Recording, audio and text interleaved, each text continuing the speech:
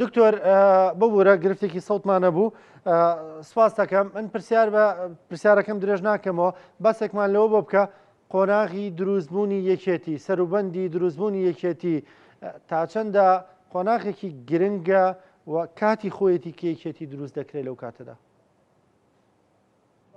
نیوەڕۆی ئێوە و بینەر و بیسەری بەرنامەکەتان باش هەڵبەت یەکێتی لە قۆناغێکە دەرکەوت کە قۆناغێکی زۆر ئانی بوو بۆ ئەو کاتە چونکە خۆتان دەزانن لە دوای شکستی شۆڕشی ئەیلول شۆڕشی 14 ساڵی شۆڕشی ئەیلول کە بە فەرمانی ئەو کاتەی مەلام سەفای بەرزانی سەرۆکی حزبی پارتی دیموکراتی کوردستان لە 26 1975 کۆتایی بۆ شۆڕشە چەکداریە دیتر تروسکەیەکی هیوا نامێنێتەوە لەو کاتە بۆیە یەکێتی دوو مانگ پاش ئەو شکستە بەڕابەرایەتی مامجەلال بڕیاری دووبار دەستپێکردنەوەی خەباتە درێ کە ئەمەش سەر لە نوێ هیوایەکی تازە بەخشێت بە خەڵ لەو کاتەوە ئەبێتە نمایندەی دۆزی کورد نەک تەنها لە باشووری کوردستان بەڵکو لە هەر چوار پارچەی کوردستان چونکە یەکێتی بە جیاوازتر لە قۆناغەکانی پێش خۆی دێتە مەیدانی خەبات بۆ بەڵگەیشمان بوو ئەوەیە کە یەکێتی لە ڕێگای فکرەوە ینی جارە جیاوازتر فکرێک تەبەنیەم ئیشاکە لەلایەکی تریشەوە ئامادەکاریەکە بۆ دووبارە دەستپێکردنەوەی خەباتی چەکداری لە باشووری کوردستان و بەڵگەیشمان بۆ ئەم قسەیە ئەوەیە کە خودی خوتەی ڕزگاری یان نەخشەی ڕزگاری لەلایەن مەرحوم مامجەلالەوە ئەنووسرێتەوە ئەکرێتە دەستپێکێک بۆ دەستپێکردنەوەی خەباتی چەکداری و هەنگاوەکانیش لە توێریەوە گواستنەوە بۆ کردداری دەسەکەم بە دروستکردنی مەفارەز بڵێ دکتۆر پێم خۆشە باسێک لە پێکاتی هێزەکە بکەی ئەوەی کە تۆ لە نامەکەتە پێی گەیشتووی پێکاتێم هێزە چۆن بووە لەو سەردەمەدا بەڵێ طبعا پێکاتی هێزی پێشمەرگەی یەکێتی یان لە کەوانەیە کە توانین بڵێن هێزی پێشمەرگەی کوردستان لەو کاتە پێکاتەکەی بڵێن لە ڕێگای ئیشکردنێکی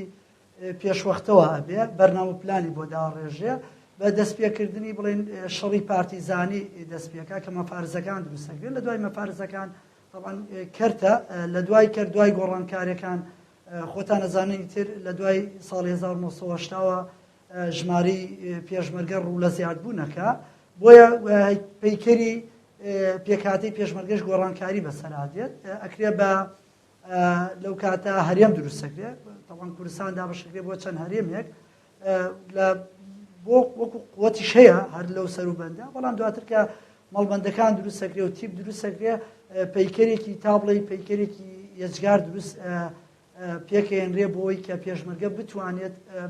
بەسەر ئەو کۆسپوتەگەرانە ئازاڵ کە ڕوبەڕوویانە بێتەوە بۆیە پەیکەرەکە ئاوایی بوو مەفرەزە بچووکترین یەکە بوو کە لە 1970 دا ئەمەزرێت دواتر لەو گەورەتر کرد بوو دواتر ئەکرێ بە هەرێم پاش هەڵوەشاردنەوەی هەرێمەکان تیپەکان دروستە بێ تیپەکانیش دابەشە بن بەسەر مەڵبەندەکانە باشە دکتۆر دواتر باسێک لە قۆناغەکانی دیکەی یەکێتی بکەین و خەباتەکەی بکەینەوەی کە تۆ لە نامی دکتۆراکە تا پێی گەیشتووی بەڵێ طبعا ئەوەی ئێمە باسمان لێ کردووە جگە لە خەباتە سیاسەکەی ئێمە زیاتر سەمان لەسەر خەباتی چەکداری کردووە خۆشتان نەزانن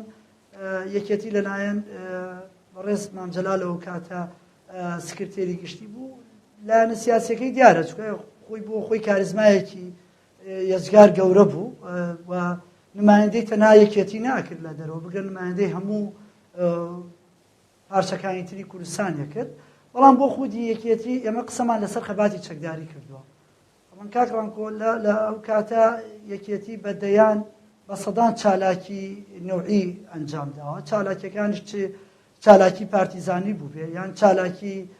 شەڕی ناوگوند بوو یان شەڕی بەرەی ئەگەر من زۆر بە خێرایی ئاماژە بە هەندێک لەو شەڕانە بکەم کە یەکێتی لەو کاتە لە دژی حکوومەتی عێراقی کە حزبی بەعسی عێراقی دەسەڵاتدار بووە شەڕی مانەوەی شوناسەکە شەڕەکە پەیوەندی نییە بەوەی کە تەنها بڵێن بۆ حزبێکی دیاریکراوە بێ بەڵکو شەڕی بوونی کوردەکەش ئەیەوێت لە ڕێگای شەڕەکانیەوە ئیسپادی کورد بکە کە هەم داوای ئازادیەکە داوای مافەکەەوە بڕایشی بە ئازادی تەواو هەیە جا من ئەگەڕێمەوە بۆ خاڵی یەکەمی قسەکانی خۆم کە قسم ئاماژەم بە نەخشەی ڕزگاری کرد کە مام جەلال نەخشەی ڕزگاریە نووسیوە ئەوێت ئەم شۆڕشە شۆڕشێکی عراقی بێت شۆڕشێک بێت لە دژی حکومەتی بەعس کە بڕوای بە تەنها بەوە هەبوو کە بەعس ئەبێت لە دەسەڵاتە بێت تەنها بەعس مافی ممارەسەکردنی دەسەڵاتیە تەنها بەعسە خاوەنی هەموو شتێکە بۆیە مام جەلال ئەویست لە ڕێگای کوتەی ڕزگاریەوە هەموو حزبە نارەکانی ئەو کاتەی حزبی بەعس بێنە پاڵ پرۆژەکەی ئەو لە ڕاستیشا بەشێکی زۆریان وایانە کرد و یەکێتی خۆی سەرکردایەتی بڵێن ڕوبەڕووبوونەوەکانی کرد یەکێتی خۆی سەرکردایەتی بەدەستێنانی مافە کرد لەو کاتە تەنها بۆ کورد نابەڕێزان بۆ هەموو عێراق. دکتۆر لەو خاڵی کۆتاییەوە ئەمە با بڵێن پرسیار بکەم بۆ من مای سەرنج بوو دەڵێ خەباتەکەی بۆ هەموو عێراق بوو ینی خەباتێکی سەرتاپاگیر بوو ئەگەرچی بەژمارە ئەمێزە لە شاخ کەمن بەڵام ئایدیا و ڕوانینێکی فراوانتریان هەیە کوردستانی بیرەکەنەوە و لە چوارچێوەی عێراقا ینی ئەم ڕوانینە لە چیەوە سەرچاوی گرتبوو؟ بەڵێ تەبان بۆی وەڵام بمەوە لە دوو ڕوانگەوە ئەمەوێ قسە بکەم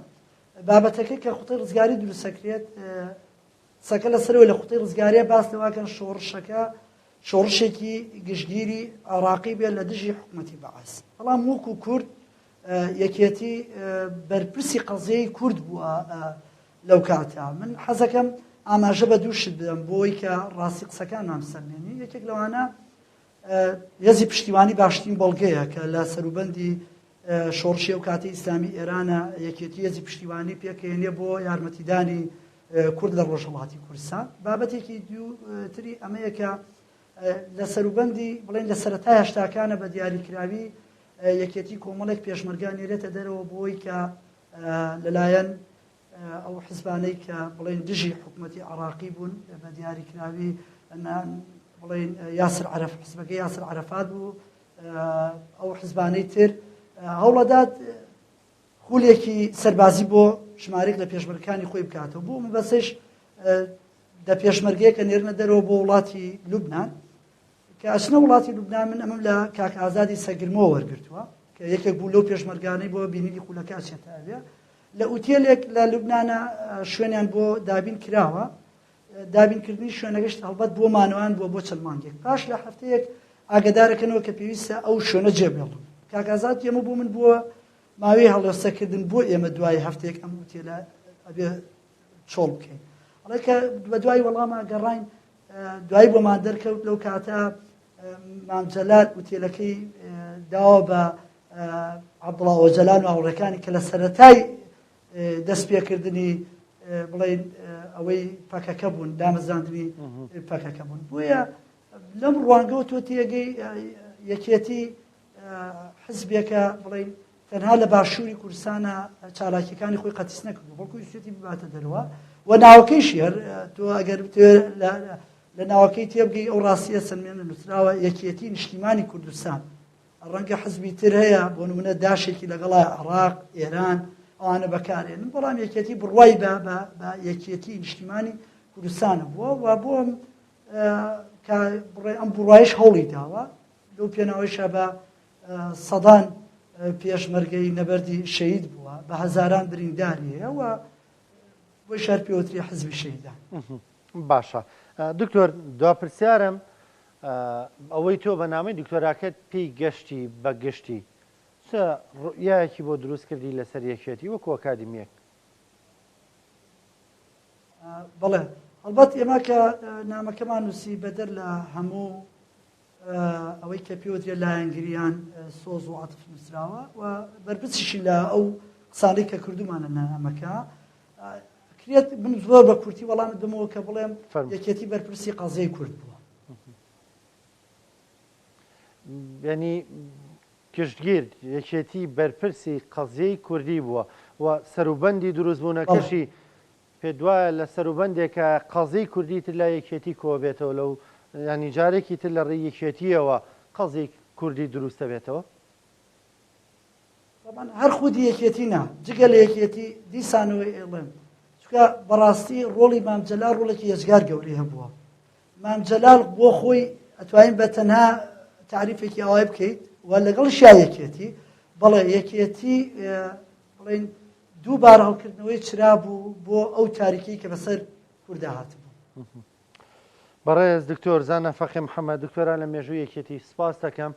سپاس بۆ بەشداریکردن لەگەڵمان، سپاس بۆ ڕوونکردنەوەکانت. خۆشەویستان، نامی پرسی ڕۆژتان پێشکەشکراتا پێتانەگەین و کاتێک خۆشخواتان